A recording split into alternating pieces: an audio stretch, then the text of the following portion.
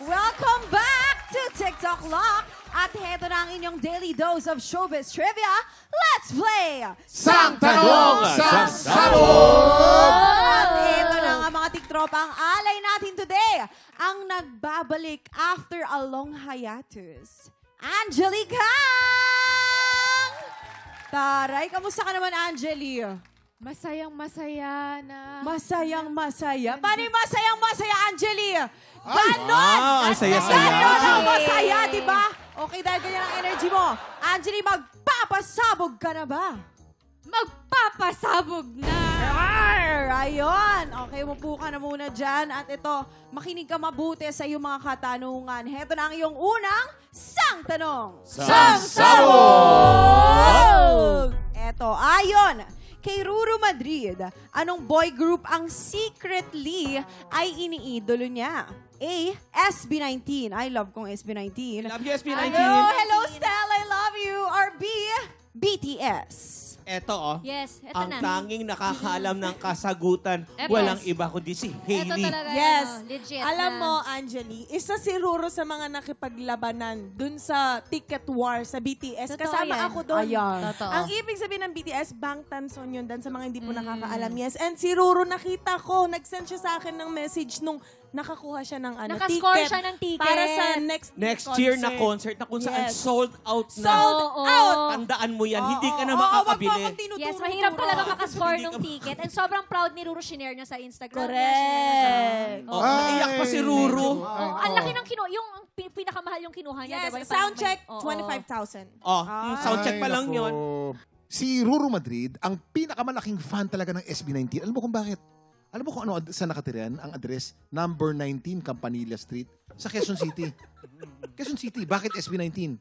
Sino ba ang dating mayor ng Quezon City? Si Sunny Belmonte. SB19. SB19. Ba't matawa ka dyan? Huwag mo tatawanan. Seryoso ka, Benito eh. Ginugulo mo kami eh. Sunny Belmonte, 19 Campanilla Street, Quezon City. SB19. Oo. Alam mo, si Diba? Kuya Kim matalinghagang tao Oo. talaga. Oh, Angeli, sino ang sagot mo? SB19 or BTS? BTS. BTS ang kanyang sagot. Ito ba ay kabago? Sabag, alamin natin yan in 5. 4, 3, 2, 1. Yes! Tama ang iyong sagot. Dahil sa isang online interview ni Ruru, inamin niya na secret fan siya ng BTS mula nung mapanood niya itong mag-perform sa isang TV show. In fairness naman talaga, parang Totoo lahat naman naman. talaga fan ng Oo. BTS, di ba? At saka, Napakahusay. welcome back din sa kanila. Next year! Oo, eto na ang iyong pangalawang Sang Tanong. Sang Sabog! Ayon kay John Lucas, ano ang unang naging pangarap niya bago siya maging artista? A, maging basketball player. Or B, maging Hollywood movie star. Ako alam ko yung sagot dyan.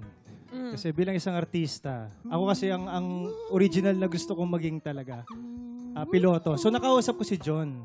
Sabi niya, pare, ang gusto ko talaga, pangarap ko talaga bago naging artista, maging basketball player. Ano? Isang Ngiti-ngiti kasinungalingan. ka. Oo. Ang dream niya maging Hollywood actor talaga. Correct. Kaya every time nagkakaroon siya ng serye, laging nagmamarka. Oo. Kasi Yes. gusto niya ma-discover siya sa Hollywood na napakagaling niyang umarte. Oo, kaya sana abangan nyo rin po si John Lucas sa Code Gray. Malapit na po yan on GMA Primetime. Ngayon naman, Angeli, ikaw, naguluhan ka ba? Nakatulong ba yun? Ano ang sagot mo? Hollywood. Oo, hindi siguro kasi usually ganun ang pangarap ng mga artista eh, di ba? Yes, Siyempre yung maging mataas. Kumbaga kung mangarap Yes. tayo, taasan na lang natin. O, eto, malalaman natin kung kabog ba o sabog. Alamin natin yan in 5, 5, 4, 3, 2, 1. Sorry. So, basketball pala. Ayan, ako, sorry naman. Oo, Oo, pero kasi pagbabasketball. basketball player, ang pangarap talaga ni John. Sa isang interview namin ni John na bago siya maging artista, gusto niya talaga maging basketball player sa isang universidad. Oy. Ayan, babawi ka dito sa iyong huling pangatlong Sang Tanong. Sang Sabog! trabaho mo na to. Alin dito ang naging trabaho ni Empoy Marquez noon habang nag-aaral siya ng college? A. Convenience store clerk or B. Parking attendant? Siyempre, convenience store. Doon niya ako niligawan ng mga time na yun eh. Ay, naligaw siya sa'yo. Yes, totoo naman din. Dahil sa palabas kasi namin, naging mag-asawa kami. So talagang, alam ni Angeli yan. Talagang doon kami nagkaroon ng spark. Talaga Ay, sa spark. Sa convenience store. Oo. Tanda mo pa ba kung ano unang binili niya noon? Siyempre, bubble gum, pambabango ng hininga. Oo. Tapos talagang yung kumbaga pag bumibili ako sa kanya, kailangan walang tao, walang bayad eh. Ay, Nag-ano kami, si-secret lang kami. Kaya mating yan. Shoutout sa Empoy. Empoy, love you. Ito naman. Kuya Kim. Alam mo, pinag-aralan namin ni Aljur ang psychological history ni Empoy. Nung si Empoy ay pinanganak, ang tatay niya ay talagang fixated. Meron talagang fixation sa automobile. Sa kotse. Kaya ang pinangalan niya kay Empoy ay yung tunog nung busina ng minika niya. Empoy, Empoy, Empoy, Empoy. Nung lumaki si Empoy, pumasok sa utak niya na talagang malapit sa kotse ang pamilya niya. Ang laki nag-impluwensya pala. Malaking impluensya, kaya naging isa siyang parking attendant. Yan. Oo, medyo na ako naguluhan ako sa mga explanation nila, Angeli. Ikaw ba, klaro ba para sa yung mga explanation nila? O, Parking attendant. Parking attendant! Ikaw ba ay kabogo? Sabog in 5, 4, 3, 2, 1. Ano ba yan? Oo. Hindi, convenience store clerk daw dahil nagkwento ni Empoy sa isang interview nung college siya, pinagsabay niya ang pagkatrabaho bilang isang attendant sa convenience store at service crew sa fast food chain. Yes. Ganun pala ang kwento. Hi, Empoy. Ang dami pinagdaanan ni Empoy, kaya pagod na itsura ni Empoy.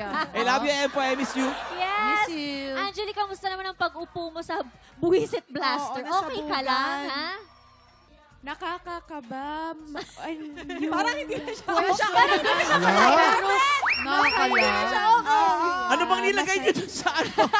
Ano nilagay niyo dyan sa pulbos na yan, ha? Kanina ang taas ng energy niya eh. Na powder, no? Oh, pero ang ganda mo pa rin. Alger and Angeli, maraming salamat sa pakikipagkulitan sa amin. Paki-invite naman ang mga tiktropa natin na i-follow kayo sa social media pages ninyo para updated sila sa mga ganaps ninyo. Ganaps.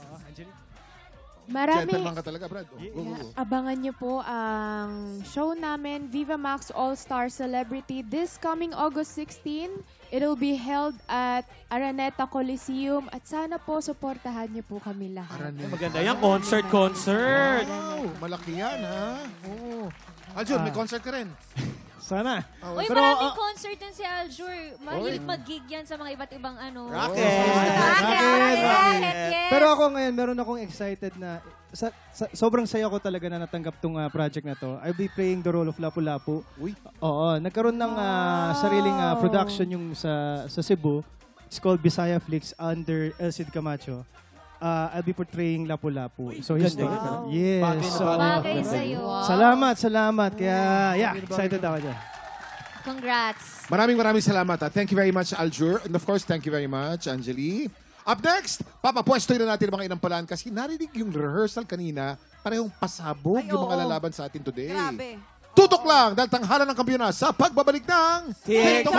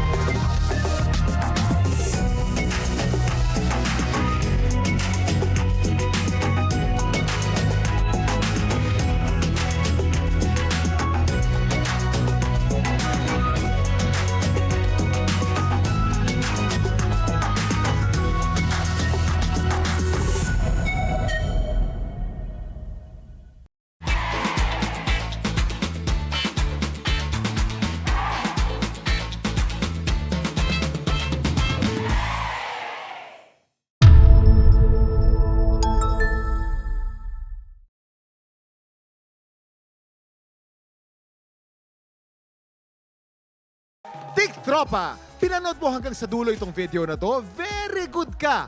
For more happy time, watch more TikTok Clock videos on our official social media pages and subscribe to GMA Network official YouTube channel.